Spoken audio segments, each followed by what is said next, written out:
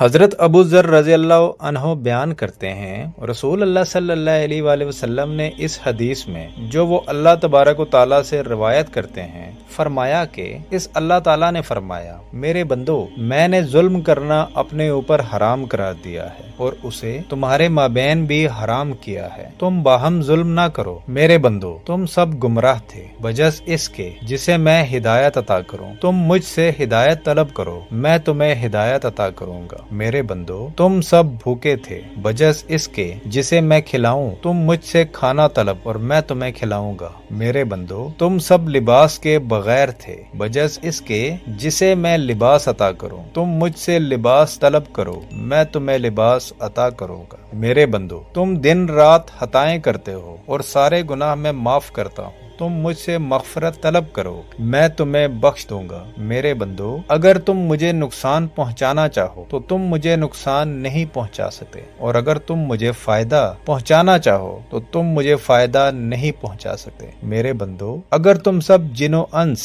اس شخص کی طرح ہو جاؤ جو تم میں سب سے زیادہ متقی ہے تو اس سے میری بادشاہی میں کچھ اضافہ نہیں ہوگا۔ میرے بندو، اگر تم سب جن و انس اس شخص کی طرح ہو جاؤ جو تم میں سب سے زیادہ فاجر و گناہگار ہے تو اس سے میری بادشاہی میں ذرا کمی نہیں ہوگی۔ میرے بندو، اگر تم سب جن و انس ایک میدان میں کھڑے ہو کر مجھ سے سوال کرو اور میں ہر انسان کی مراد پوری کر دوں تو اس سے میرے خزانوں میں صرف اتنی سی کمی آئے گی جیسے سمندر میں سوئی ڈال کر نکال لینے سے سمندر میں کمی آتی ہے۔ میرے بندو، یہ تمہارے اعمال ہی ہیں جنہیں میں نے محفوظ و شمار کر رکھا ہے، پھر میں روز قیامت انہی کے مطابق پورا بدلہ دوں گا۔ جو شخص خیر و بھلائی پائے تو وہ اللہ کا شکر ادا کرے، اور جو شخص اس کے علاوہ کوئی اور چیز پائے تو پھر وہ اپنے آپ ہی کو ملامت کرے۔